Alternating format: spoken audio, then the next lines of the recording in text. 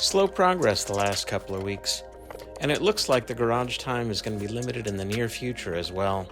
I'd love to do motorcycle related things full time, but so far the YouTube related earnings are still in the low zeros. But we're expecting that number to rocket up at any moment. Seriously though, I can't wait to get this little bike out for the first ride. The weather is starting to turn, and it should be soon. Today's video is just about trying to get a few bits bolted up, and some of the distractions I ran into along the way. Well, I'll need to go through quite a few things and tighten them up before I'm ready to try and take this thing on the road, but baby steps.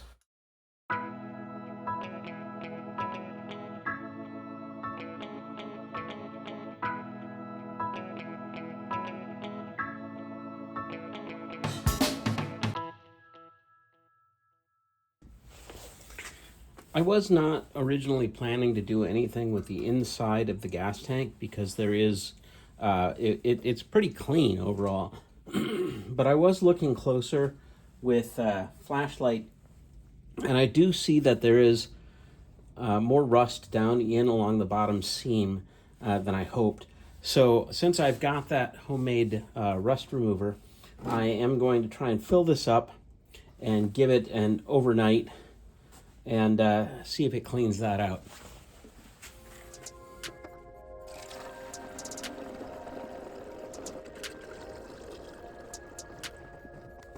Just topping off the last little bit. These darn soap bubbles made it hard for me to tell when I'm all the way up there. You can see I attached a hose to the petcock and have it running up through this spring. Just want it to be about the same height as this, so as it drips through it doesn't leak out.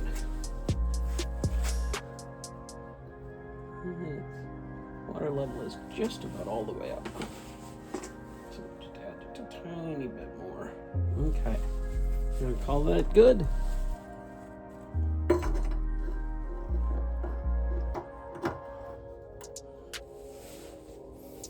Put our cap on and let that sit overnight, and then we'll see what it looks like in there tomorrow. All right, so we're at the next day now. I've let this sit overnight. We're gonna see what we find inside. I gotta go get my a bucket to drain this back into.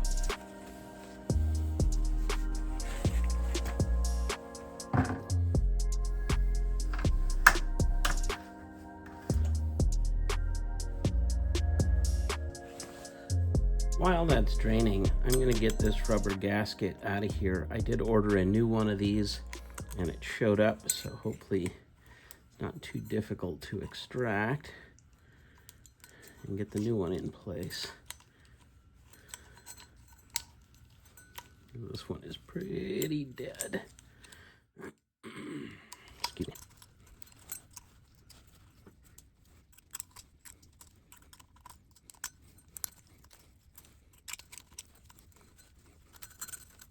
Yeah, look at that thing.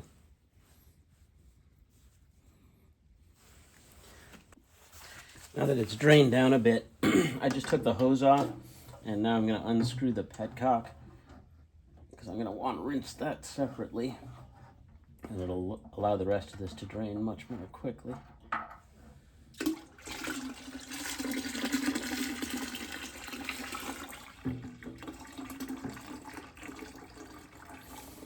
This is what the petcock on this bike looks like, by the way. It's got the reserve on one side and the primary fuel supply on the other. So you can open up both at once if you want. You can see the straw that goes up in there is corroded off for the reserve, so that won't really work like a reserve. I don't think I can open this up to change the O-rings to keep it from dripping. So I'm hoping that once I rinse it, you know, maybe it's just a little piece of rust that was in there that was keeping it from sealing completely. But we'll find out. We're gonna work on that.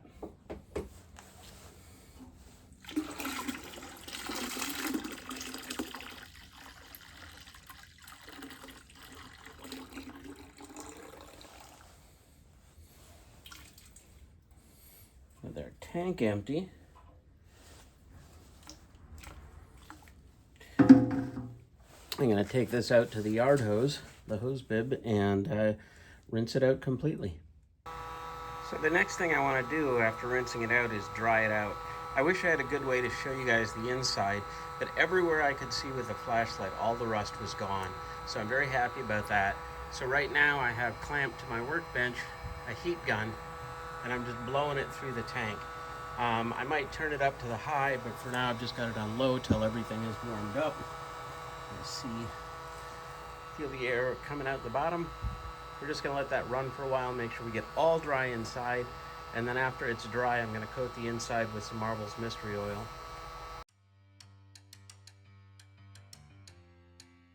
So I had a bit of a side quest today.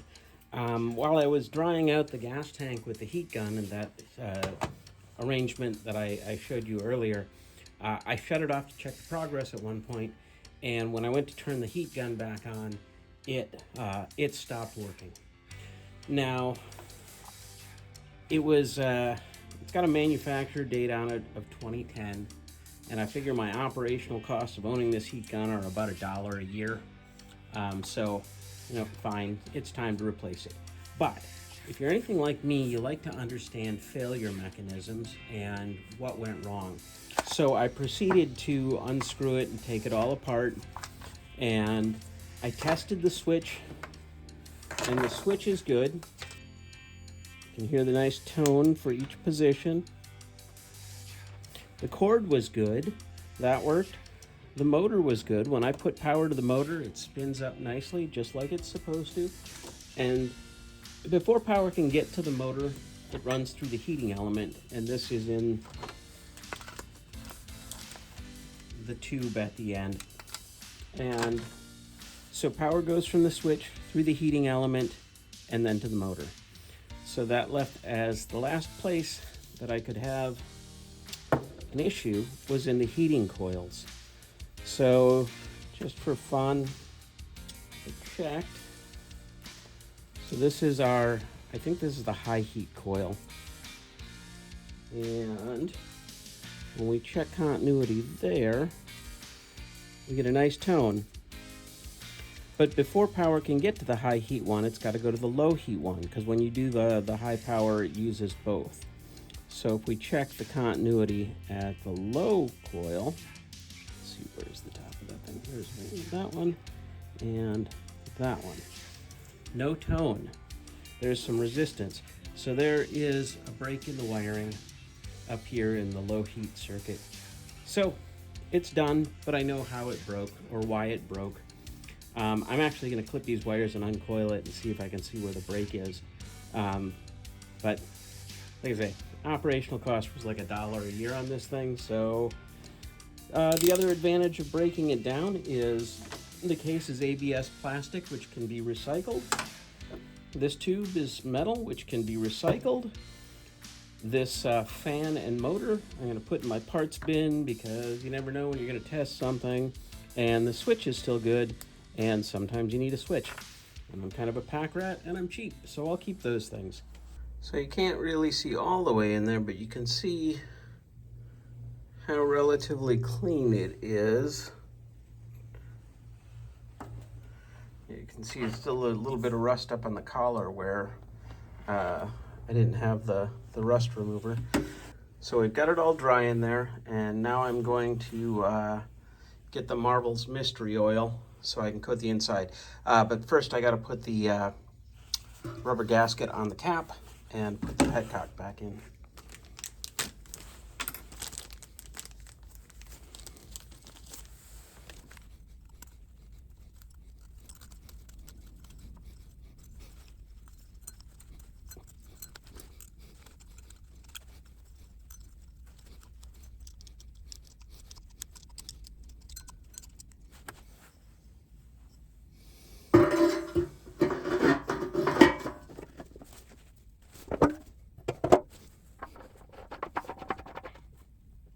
I think when it comes for time for final assembly, I will probably put some Teflon tape on this.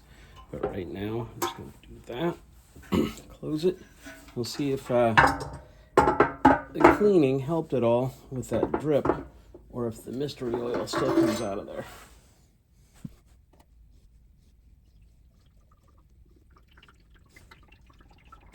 So the reason we're doing the mystery oil, if you're unaware, is just because after cleaning it, there's a chance for rust to come back very rapidly if you don't coat the metal with something.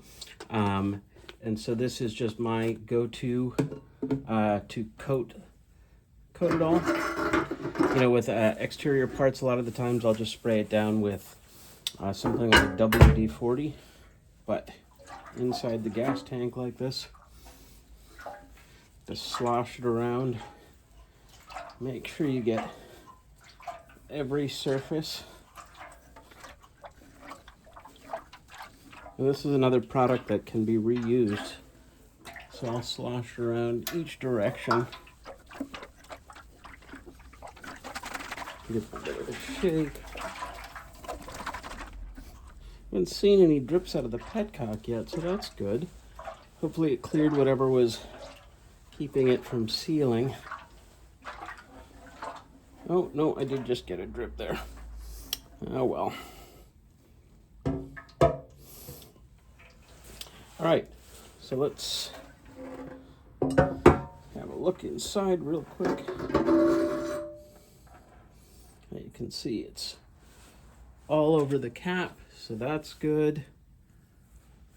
It's all up inside the cap. That means it was distributed well.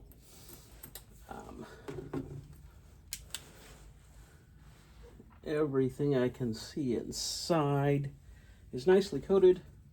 All right, so I'm going to drain that out, put that back in the bottle, and we're going to call the gas tank good. So I've got a few replacement bits and bobs for the bike so I can start to get it bolted together. I did end up getting a new chain. Figured why not. It was almost as cheap to buy the chain as it would have been to just get a replacement master link. So I'll check the length against that one and see where it's at. As you saw, I got the new rubber gasket all ready for the filler cap. And other things that I've got in here. That is a specialty nut. I'm gonna probably have to look at the parts diagram to figure out where some of these things go. I know that one's for the seat. The top bolt was missing, and this is one of the bolts or nuts for that. And this is for the right bolt for the chain guard. And this is the chain guard spacer, which I hope is wide enough. And these four are for the switch gear. And these four are for the switch gear. This is a little bit longer one for the case at the bottom. I'm hoping that that works and actually reaches through. And then these are for the chain guard as well. So hopefully that's all the hardware I need. I don't want to place another order if I can avoid it. But let's see how long this chain is. I should have probably paid more attention to that when I was ordering it.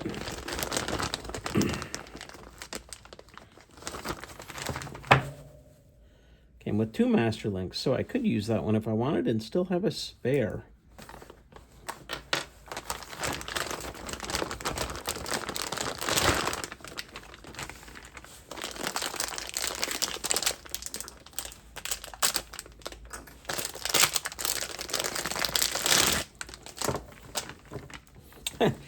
Three master links. That's crazy. All right, well, that's plenty. And it looks like it's much longer than it needs to be, so I'll have to grab my chain breaker and get it to the right length. Let's have a look.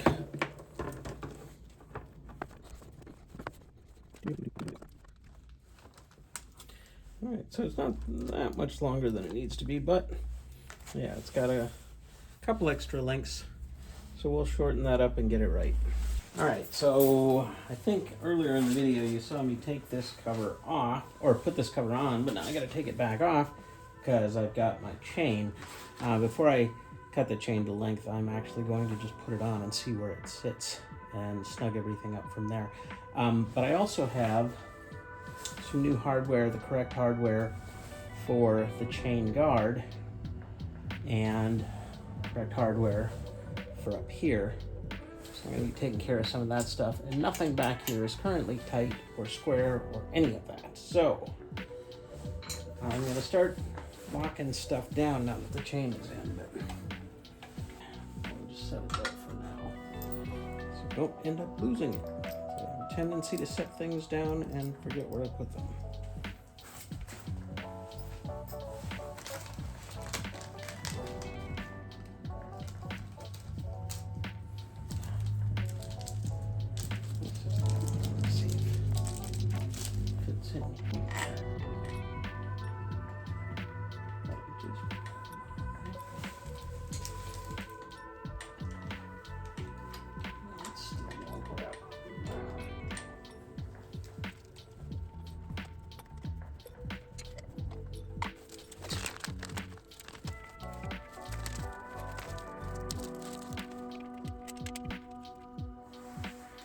That does not appear to be quite right, because even with the spacer, it holds off. I think I'm going to need a couple of those washers anyway.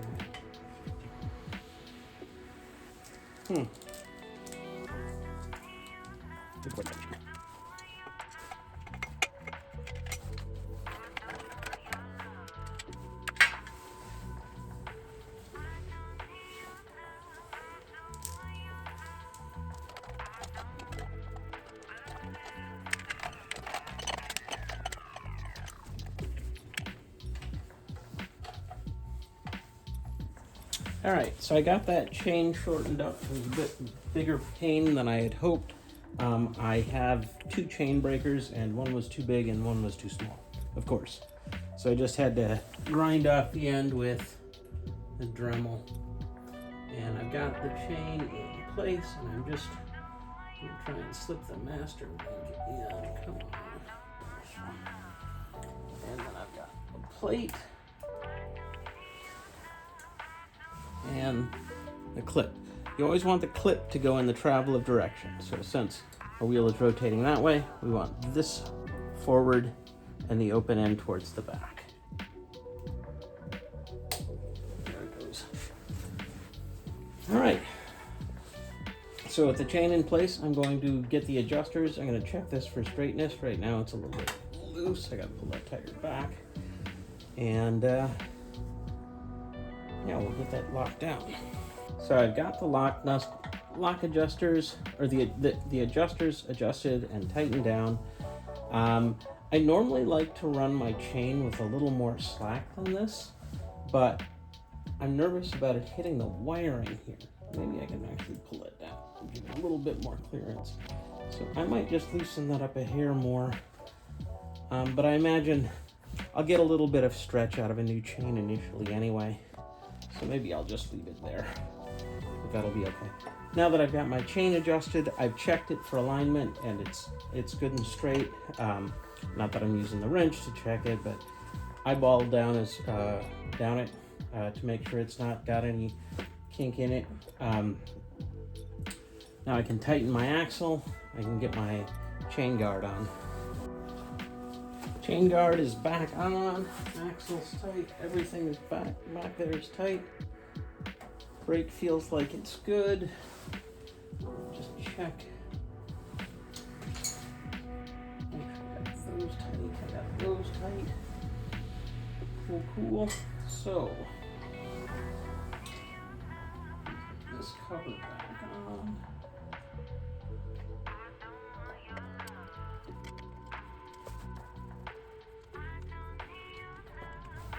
Whew, cool.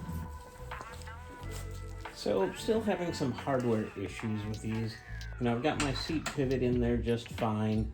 This bolt will take the correct nut, but appears to be too long once it goes through the gas tank flanges. This is the wrong nut. It's coarse thread, so it won't take the proper nut.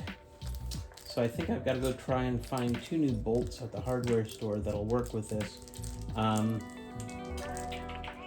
And then yeah, we'll have to wait until next time to get it further. This is unfortunate as well. That tower that was broken in there, nothing will thread into it. Um, so that's a little bit of an issue. Get a little bit of flex on the cover when I pull the clutch, but not too bad. I think it'll be okay for a short bit. Well, unfortunately, I've got myself another little side quest.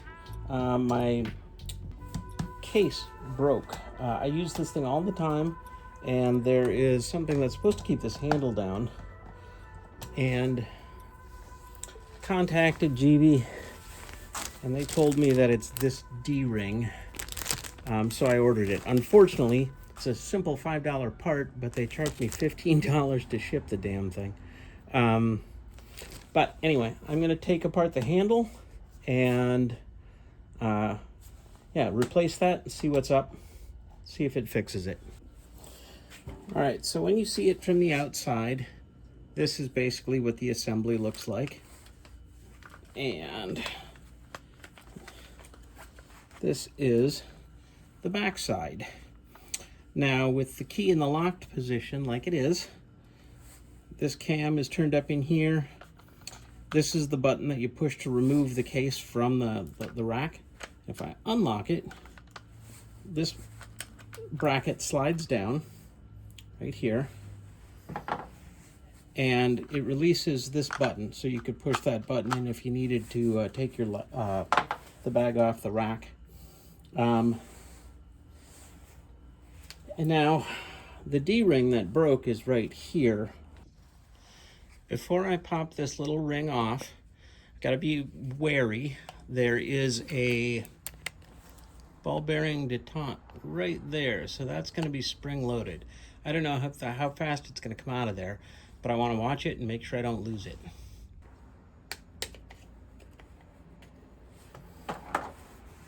It's a tricky little C-clip to get out of there because it runs into this. I'm not sure exactly how they intended to do that, but I'm going to get a small screwdriver to pry it up.